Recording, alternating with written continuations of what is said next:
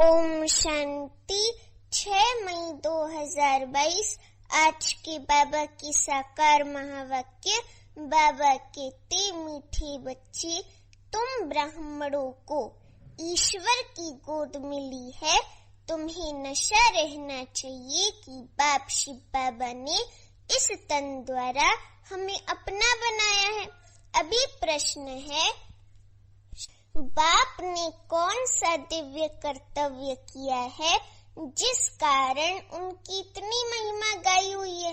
उत्तर है, पतितों को पावन बनाना, सभी मनुष्यों को माया रावण की जंजीरों से छुड़ाना। ये दिव्य कर्तव्य एक बाप शिव बाबा ही करते हैं। बेहद की बाप से ही बेहद सुख का, स्वर्ग की बादशाही का वर्षा मिलता है, जो फिर आधा कल्प तक चलता है, सतयुग त्रेता तक चलता है। सतयुग में है गोल्डन जुबली, त्रेता में है सिल्वर जुबली। वे सतो प्रधान, वे सतो, दोनों को ही सुख धाम कहा जाता है। सतयुग त्रेता को सुख धाम कहा जाता है और फिर द्वापर कलयुग को दुख धाम कहा जाता है। ऐसे सुख धाम की स्थापना बाप शिव बाबा ने की है, इसलिए उनकी महिमा गाई जाती है। अभी गीत है, इंसाफ का मंदिर है ये। बाबा कहते, ओम शांति। बाप और दादा, बाप शिव बाबा और दादा ब्रह्मा बाबा मिल करके बच्चों को समझाते हैं। कभी बाप समझाते हैं, कभी दादा भी समझाते हैं, क्योंकि ये शरीर दादा का भी घर है। परम पिता परमात्मा शिव तो रहते हैं परम धाम में। जरूर कोई समय उनका ये भारत ही घर होता है, तब तो शिवरात्रि मनाई जाती है। शिव के बहुत मंदिर भी हैं। शिव का एक ईशाईश्वर मंदिर है, फिर इंद्रेश्वर मंदिर भी है, बबुलनाथ, अमरनाथ, सोमनाथ, तो बहुत नामों से बहुत मंदिर बने हुए हैं। तो शिव के भारत में बहुत मंदिर भी हैं। तो सिद्ध होता है कि भारत खंड में ही उनका आना होता है, पतित को पावन बनाने, वह सभी मनुष्यों को माया रावण की जंजीरों से छुड़ाने। क्योंकि अब रावण का राज्य है, क्योंकि अब कलयुग में किसका राज्य है? रावण का राज्य है। रावण को जलाते भी भारत में है। शिवरात्रि और कृष्ण जयंती भी भारत में ही मनाते हैं। रावण का राज्य भी आधा कल्प चलता है द्वापर कलयुग से। अब फिर बाप आते हैं कलयुग के अंत संगम युग पर पतितों को पावन बनाने। बस एक ही बार बाप पावन बना देते हैं, फिर आते ही नहीं। बाबा एक बार कलयुग के अंत में हम बच्चों को ज्ञान दे देते हैं, फिर हम बच्चे जब सतयुग में चले जाते हैं, उसके बाद बाबा फिर 5000 वर्ष बाद कलयुग के अंत में आते हैं। तो मतलब बाबा सतयुग से कलयुग अंत तक इस चक्र में बाबा कहीं नहीं आते हैं। तो बाबा कहते कि बाप एक बार आती हैं, फिर आते ही नहीं। बाप का नाम भारत में प्रसिद्ध है। जरूर कोई दिव्य कर्तव्य किया है, तब तो उनका नाम है। मनुष्य मनुष्य को पावन तो बना न सके, पतित पावन एक ही बाप शिव बाबा को ही कहा जाता है। वही पतितों को पावन बना सकते हैं, कोई भी देहधारी नहीं बना सकता। स्वर्ग नरक ये नाम भी भारत पर ही पड़ा है। भारत 5000 वर्ष पहले स्वर्ग था, उनको परिस्तान भी कहा जाता है। अब तो जरूर बाप से वर्षा मिला है। बाप अक्षर बहुत मीठा लगता है। बाबा अक्षर तो बहुत ही मीठा है। बाबा कहने से अंदर में बहुत प्यार आ जाता है। तो बाबा अक्षर तो बहुत मीठा लगता है। उनसे ही बेहद सुख का वर्षा मिलता है, जो सुख आधा कल्प चलता है। जिसको गोल्डन जुबली सिल्वर जुबली जिसकी गोल्डन जुबली सिल्वर जुबली मनाते हैं। सतयुग को गोल्डन जुबली, त्रेता को सिल्वर जुबली कहते हैं। वे सतो प्रधान, वे सतो, दोनों को मिलाकर सुख धाम कहा जाता है। नंबर 1 है सूर्यवंशी। Second number Chandravanshi. बाप शिव बाबा जब इस भारत खंड में आती हैं तो भारत को पावन बनाती हैं। फिर जब भक्ति शुरू होती है तो कलाएं कमती होती जाती हैं। झाड़ जड़ जड़ी भूत तमो प्रधान बन जाता है। सब भक्त बन जाते हैं। साधु भी साधना करते हैं बाप को पाने के लिए, अर्थात मुक्ति जीवन मुक्ति धाम जाने के लिए। अब भक्ति आधा कल्प भक्ति करती हैं बाप को पाने के लिए। जब वह समय पूरा होता है तो फिर बाप आता है भक्तों को सुखी बनाने। हाँ, सतयुग में तो सुख शांति संपत्ति सब है। हाँ, सुख की दुनिया है तो सुख शांति संपन्न संपत्ति से संपन्न है देवताएं, तो वो संपन्न धाम है, संपन्न देश है। सतयुग संपन्न राज्य है। हाँ, वैसे भी संपन्न धन से हीरे जवाहरों के महल थे हमारे। हम बहुत संपन्न थे सतयुग में और सुख शांति से भी संपन्न थे। वहाँ सतयुग में कभी भी अकाली मृत्यु नहीं होती है, कभी रोते पीटते नहीं। ये कौन समझाते हैं? बेहद का बाप, उनका नाम भी चाहिए ना। कलयुग में है ही अंधियारा। पहले घोर सोच रहा था, सतयुगी दुनिया थी, देवताओं का राज्य था। अभी तो घोर अंधियारा है। भक्ति मार्ग की ठोकरें खाती रहती हैं। स्वर्ग में तो दुख का नाम ही नहीं होता, दुख की बात होती नहीं। सब सुखी रहते हैं, हर कोई सुखी रहता है तो सब सुखी रहते हैं, इसलिए भगवान को पुकारते नहीं। सतयुग को सुख धाम, कलयुग को दुख धाम कहा जाता है। वल्लभाचारी वैष्णव लोग समझते हैं कि सतयुग में लक्ष्मी नारायण का राज्य था। यथा राजा रानी तथा प्रजा सुखी थे, उसको गोल्डन एज कहा जाता है। सतयुग से लेकर जो चक्र में आती हैं उनके ही 84 जन्म होंगे। बच्चों को समझाया जाता है कि ये झाड़ है, सब पत्ते इकट्ठे नहीं आएंगे। सतयुग में एक ही आदि सनातन देवी देवता धर्म था, उनको हिंदू नहीं कहेंगे। देवी देवताएं तो सर्वगुण संपन्न 16 कला संपूर्ण गाए जाती हैं। जो उन्हों के भारतवासियों, जो उन्हों के पुजारी हैं, तो वे जरूर उसी धर्म के होने चाहिए। क्रिश्चियन क्राइस्ट को याद करते तो उस धर्म के हैं ना। फिर भारतवासियों ने अपने देवी देवता धर्म का नाम क्यों गुम कर दिया है? तुम जानती हो, हम 100 देवता थे, हम ही जन्म मरण में आते हैं। हम 100 देवता क्षत्रिय बनते हैं, 84 जन्म लेते लेते अंत में आकर क्या बनते हैं? शूद्र बनते हैं। शूद्र से फिर ब्राह्मण बनना पड़े, ब्राह्मण बनते हैं ब्रह्मा की औलाद। सभी आत्माएं वास्तव में शिव की औलाद तो है ही।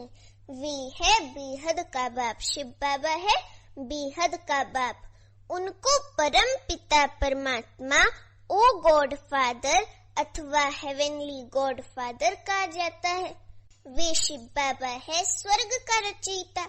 अब बुद्धि से बच्चों को काम लेना है। जबकि बाप स्वर्ग स्थापन करते हैं तो हम क्यों न नई दुनिया का वारिस बने। अब वे नई दुनिया पुरानी हो गई है। अब वे नई दुनिया जो सतयुगी दुनिया थी, वे अब पुरानी कलयुगी दुनिया बन गई है। तो अब वे नई दुनिया पुरानी हो गई है, फिर नई दुनिया कैसे बनेंगी? गांधी भी गाते थे ना कि नया राम राज्य नया भारत हो। हम जानते हैं कि अब वे स्थापन हो रहा है। बाबा कहते कि अभी तुम ब्राह्मणों को ईश्वरीय गोद मिली है, बेहद की बाप को अपना बनाया है। ऐसे तो सब कहते रहते हैं, ओ गॉड फादर रहम करो, परंतु इस समय बाप ने आकर इस तन द्वारा तुमको अपना बनाया है। वे कलयुगी ब्राह्मण हैं, कुख की संतान। हम हैं ब्रह्मा मुख वंशावली। प्रजापिता ब्रह्मा ठहरा तब तो इतने बच्चे पैदा करेंगे ना, मुखवंशावली होंगी ना। तो ये तो है मुखवंशावली। परम पिता परमात्मा शिव ने एडॉप्ट किया है ब्रह्मा मुख द्वारा, तो गोया माता भी हो गई। तुम मात पिता हम बालक तेरे, तुम्हारी कृपा से सुख घने रे। ओ बाबा, आपने हमको ब्रह्मा मुख द्वारा अपना बनाया है। ये भी समझने की बातें हैं। ज्ञान सागर बाप शिव बाबा एक ही है, ज्ञान सागर एक ही बाप है। ज्ञान से ही सदगति अर्थात दिन होता है, अज्ञान से रात होती है। कलयुग तो रात है ना, इनको भक्ति मार्ग कहा जाता है। शास्त्र सब भक्ति मार्ग के हैं, उनसे कोई बाप के पास पहुंचने का रास्ता नहीं मिलता है। बाप आते ही हैं कल्प कल्प, शिवरात्रि मनाते हैं तो जरूर भी आते हैं। उनको अपना शरीर नहीं है। ब्रह्मा विष्णु शंकर को भी देवता कहा जाता है। ब्रह्मा देवता नमः, विष्णु देवता नमः, फिर शिव परमात्मा नमः। ब्रह्मा है, बाबा कहते कि ब्रह्मा है इस साकार सिजरे का बड़ा, अभी प्रैक्टिकल में है। बाप शिव बाबा आते हैं कलयुग की अंत संगम युग पर। अभी यादव भी हैं, कौरव भी हैं और पांडव तो हैं योग बल वाली शक्ति सेना, शिव शक्ति पांडव सेना।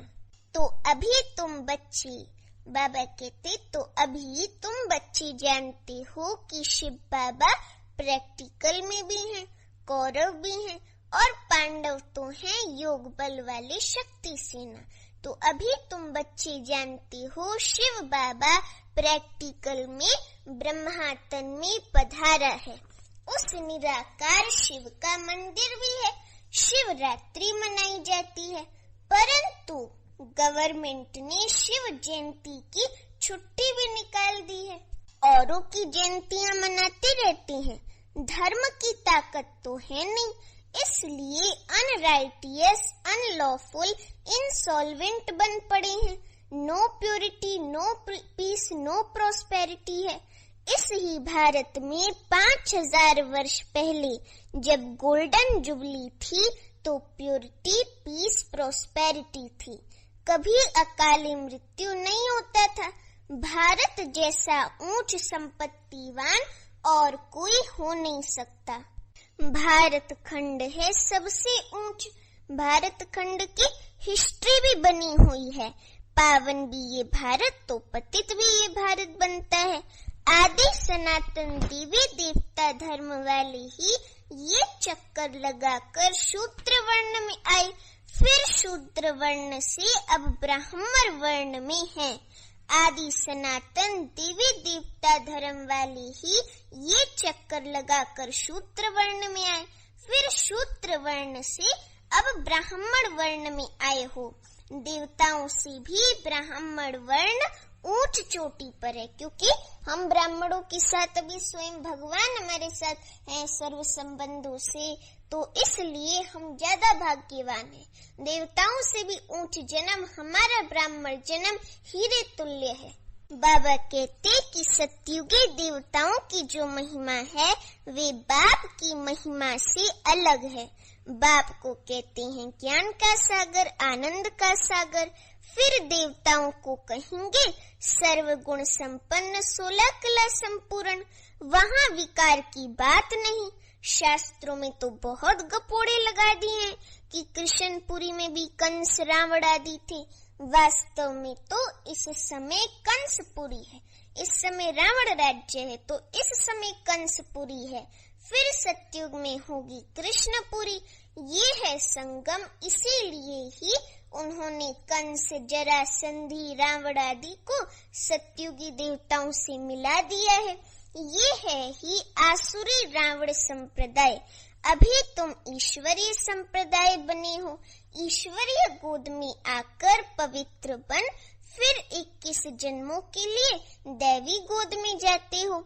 8 जन्म दैवी गोद, फिर 12 जन्म क्षत्रिय गोद। भारत में ही ये गाया हुआ है की कन्या वे जो 21 कुल का उद्धार करे। सो तुम्ही वे कुमारियां हो, हमी वे कुमारियां हैं, वे बहनी हैं जो 21 कुल का उद्धार करती हैं। आज बाबा ने माताओं बहनों कन्याओं का सम्मान बढ़ाया। अभी तुम हो ईश्वरीय कुल के, ईश्वर की गोद में आए हैं। अभी हम हैं ईश्वरीय गोद में, तो अभी हम हैं ईश्वरीय कुल के। दादा है शिव बाबा, बाप है ब्रह्मा, तुम हो ब्रह्मा कुमार कुमारियां। दादा है शिव बाबा, बाप है ब्रह्मा, तुम हो ब्रह्मा कुमार कुमारियां। वर्षा उस बेहद के बाप से मिलता है, देने वाला वे है शिव बाबा। वे तो निराकार है, वे राजयोग अब कैसे सिखलावे। नर से नारायण बनाने के लिए जरूर साकार शरीर चाहिए, तो इस पतित तन में आती हैं। ब्रह्मा तन भी तो अंत में पतित हो जाते हैं ना, तो बाबा कहते कि इस पतित तन में आती हैं जिसने 84 जन्म लिए हैं। ये जो बाबा की गॉडफादरली यूनिवर्सिटी है, ये बड़े से बड़ी यूनिवर्सिटी है, जहाँ स्वयं गॉड बैठ राजयोग सिखलाती हैं, राजाओं का राजा बनाने। गीता का रचयिता कृष्ण नहीं, गीता माता ने कृष्ण को जन्म दिया। जैसे देवता बने उन्हों को जन्म मिला शिव बाबा से। क्रिश्चियन को जन्म मिला बाइबल से, क्राइस्ट द्वारा। क्रिश्चियन जो है वो क्रिश्चियन कैसे बने? बाइबल द्वारा, क्राइस्ट द्वारा, क्राइस्ट की मुखवंशावली। तो तुमको भी ब्रह्मा से, ब्राह्मण से देवता किसने बनाया? शिव बाबा ने, ब्रह्मा मुख द्वारा। ब्रह्मा मुख वंशावली हम बन गए, तो ब्रह्मा मुख द्वारा बाबा ने हम बच्चों को क्या से क्या बनाया? शूद्र से ब्राह्मण बनाया। अब ब्राह्मण से देवता बनने का पुरुषार्थ हम कर रहे हैं। ब्राह्मण से देवता किसने बनाया? शिव बाबा ने बनाया। ये तुम्हारा है बेहद का सन्यास, वे है हद का रजोगुणी सन्यास, वे निर्वृत्ति मार्ग का सन्यास। तुमको वैराग्य आया है इस पुरानी छीछी दुनिया से। तुम जानती हो कि ये तो अब खत्म होने वाली है, ये कलयुगी दुनिया तो अब खत्म होने वाली है। इससे तो क्यों ना हम स्वर्ग के रचयिता शिव बाबा बाप को याद करें।